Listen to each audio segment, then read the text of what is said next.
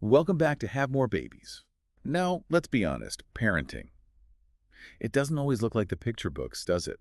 Especially when, you're supporting a child who's facing some behavioral challenges. If you've ever felt like you're trying to solve I don't know, a Rubik's Cube blindfolded when it comes to focus and energy levels, well, you're definitely not alone. Oh, absolutely. That feeling of navigating those complex behaviors, it can feel really isolating for parents. It's completely natural to want to understand more, figure out what's going on, and how you can best help your child, thrive. And that's exactly what we're digging into today. We're looking at attention deficit hyperactivity disorder, ADHD, in children. We'll be using information from the team over at Omega Pediatrics to help guide us. They really know their stuff. Yeah, and just to be clear, we're not here giving medical advice. Our aim is really to explore the key takeaways from the resources Omega Pediatrics provides. We hope it gives you, our listener, a clearer picture of ADHD and maybe helps you feel a bit less alone if this is part of your family's journey. Think of it as us sort of pulling out the really crucial bits of info, the things that help connect the dots. And look, if after we chat you want more detail or specific guidance, the main thing is head over to omegapediatrics.com. Seriously, they are a fantastic resource for that kind of in-depth support. Okay, so let's start right at the beginning. What is ADHD, basically? Right. So, in simple terms, ADHD is a condition. It affects how well a child can concentrate, maintain focus, and also regulate their activity levels. This often shows up as impulsivity, acting before thinking, or inattention, that real struggle to concentrate. And then there's hyperactivity, which is that sort of excess energy and movement. It's really important to get that this isn't just kids being kids, it's a recognized difference in brain development and function. It definitely sounds like something that touches quite a lot of families. I think I saw some statistics on the Omega Pediatrics site about that. Yes, their information points to around 9.4% of children in the US aged between 2 and 17 having an ADHD diagnosis. And it's also interesting that boys tend to get diagnosed more often than girls. Wow, 9.4%. That's nearly 1 in 10 kids. And it's clearly more complex than just, having trouble sitting still in school. Omega Pediatrics mentioned other challenges too, right? Absolutely. The resources talk about children with ADHD potentially facing significant behavioral challenges beyond what's typical for their age. They might also have difficulties with learning language development too, and sometimes they might show signs of other mental health conditions alongside the ADHD. It really shows how complex it can be. Which probably explains why figuring out if a child has ADHD isn't always simple, especially for the very young ones or teenagers even. It's not like there's one single test for it. That's exactly right. Diagnosing it, particularly under 4 years old or in those teen years, needs a really careful approach. There just isn't one definitive test that gives you a simple yes or no answer. Yeah. So how do pediatricians figure it out then? What does that diagnostic process look like? Well, Omega Pediatrics outlines it as a pretty comprehensive multi-step process. Pediatricians gather a lot of information from different people who know the child well, parents, naturally, but also caregivers, maybe teachers.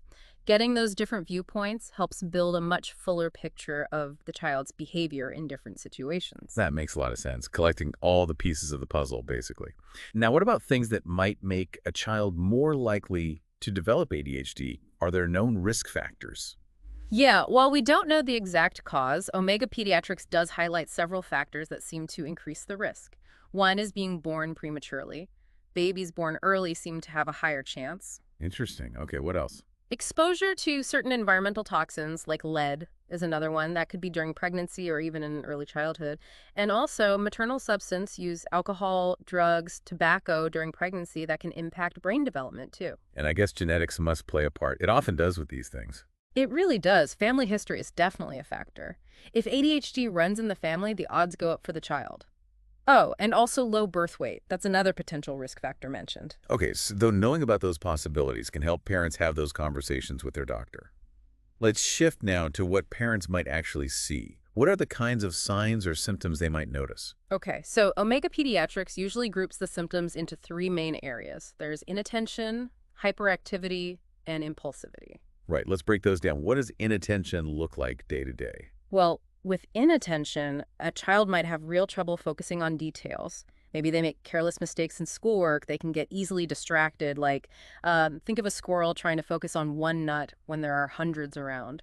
They might also be forgetful, struggle with keeping things organized, lose things all the time, and tend to avoid tasks that need sustained mental effort, like homework or maybe even complex games. That squirrel analogy is pretty vivid. Okay, so that's inattention. What about hyperactivity? Hyperactivity. Well, that often involves a lot of physical movement. Constant fidgeting, squirming, trouble staying seated when they're supposed to, like at dinner or in class. They might run or climb when it's really not appropriate. Sometimes they talk excessively, like a little chatterbox whose motor won't stop. And find it hard to just be quiet. Yeah, but some kids are just naturally energetic, right? Yeah. How do you tell the difference? That's a really good point. The key difference is usually the intensity and how much it interferes. The hyperactivity linked to ADHD tends to be more extreme. It happens in lots of different places, home, school, and it genuinely gets in the way of things. Got it. It's about the level of disruption it causes. Sure. Okay, third category, impulsivity. What does that involve? Impulsivity is basically acting or speaking without thinking first. So maybe running into the street without checking for cars, really dangerous situations. Or having real difficulty waiting their turn in games or even just conversations. They might interrupt people a lot or blurt out answers in class before the question's even finished. Okay, I can see how those three things, inattention, hyperactivity, impulsivity, could create real challenges. So if a parent is noticing these patterns, what happens when they bring it up with their pediatrician? So the pediatrician will start by really digging into the child's overall behavior. Lots of questions for the parents, maybe other caregivers.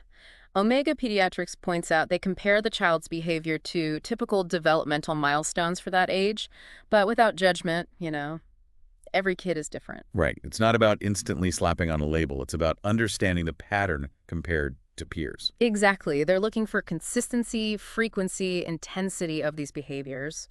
They'll also usually do a physical exam, check height, weight, maybe some basic neurological development checks. And the information from the parents is key here, I imagine. Oh, totally essential. The pediatrician relies heavily on what parents have observed the specifics, how long it's been going on.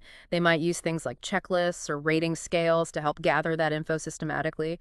And of course, they'll ask about family medical history, checking for those genetic links we mentioned. And then, let's say a diagnosis is made. What's next? It's not just, okay, here's a pill, right? No, definitely not. Omega Pediatrics really stresses that it's about creating a personalized treatment plan.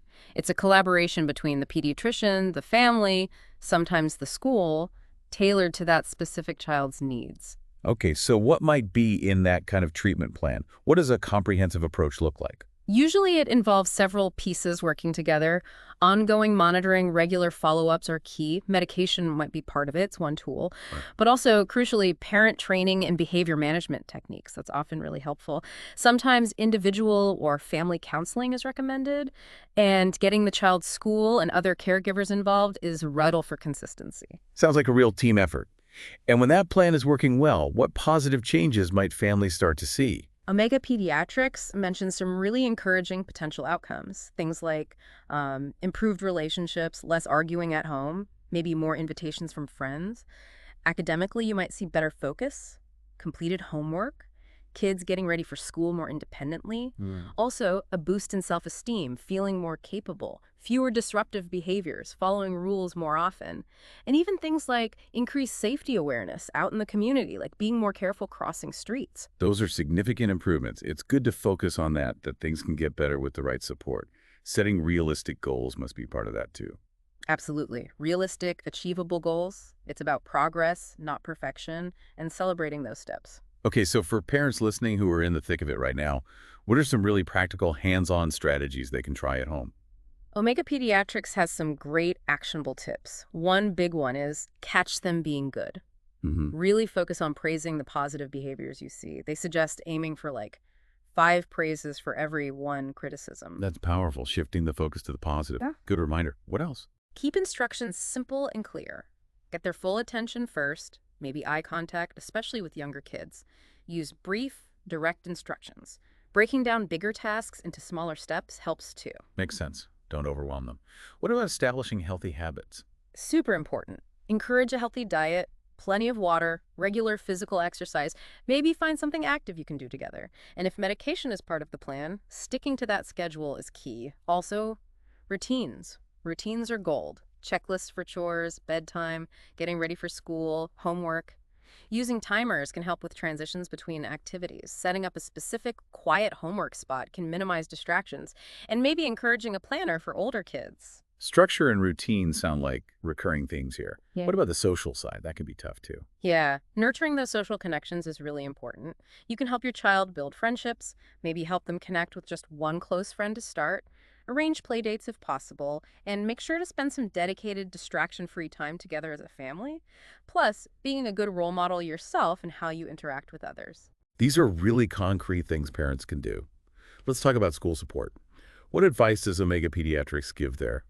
For school, they suggest things like talking to the teacher about preferential seating, maybe near the front, away from windows or doors. Definitely minimize phone distractions during homework time. That's huge.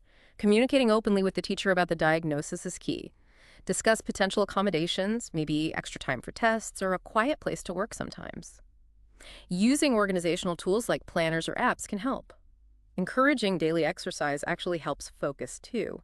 Allowing for short breaks during homework can make a difference. Even things like practicing mindfulness or meditation can be beneficial. And always, always focus on their strengths and encourage their passions. The at-home school partnership seems critical. Now, are there situations where the pediatrician might say, okay, we need more specialized help here? When might a specialist referral happen? Yes, definitely. A pediatrician might refer to a subspecialist, maybe a developmental pediatrician or a mental health professional if, for example, the child has speech or motor issues impacting learning, or chronic illnesses with medications that could affect things. Concerns about vision or hearing need checking out, or, sadly, if there's a history of abuse.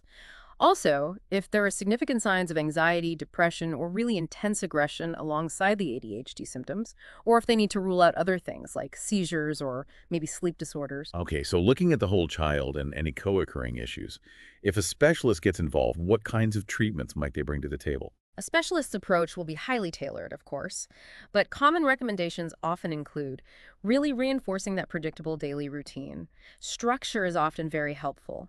Doubling down on healthy lifestyle diet, exercise, sleep are fundamental. Therapy is often a big part. Things like cognitive behavioral therapy, CBT, maybe family therapy, sometimes art therapy or social skills groups. Occasionally, personalized nutrition counseling might be explored. And if medication is used, specialists often manage that, carefully monitoring different options like stimulants or non-stimulants and adjusting as needed. It really sounds like a wraparound approach, addressing everything. For parents listening who might feel a bit overwhelmed by all this, what's the main message of hope here from Omega Pediatrics? I think the crucial takeaway is this. While there isn't a cure for ADHD, a much better, brighter future for your child is absolutely possible. Omega Pediatrics really emphasizes setting those achievable goals and, importantly, celebrating every single success, no matter how small it feels. And they want parents to know they're there as a resource, a source of support on this journey. That is such an important message. Progress, support, and celebrating those wins. And for you, our listener, if you want to dive deeper into any of this, find more support, get that detailed information on ADHD in children, please make sure you visit omegapediatrics.com. They really do have a wealth of excellent resources there. Definitely check them out. And hey, if you found this conversation helpful today, we'd love it if you'd like this video. Subscribe to the channel too, so you don't miss out on future discussions. And maybe share it with other parents you know who might benefit. And finally, just a thought for all you amazing parents listening. Take a second to think about the small victories you have seen. Recognize your own incredible strength and dedication. You're doing amazing work supporting your child's growth. From all of us here at Have More Babies, thanks so much for tuning in. We'll talk with you again soon.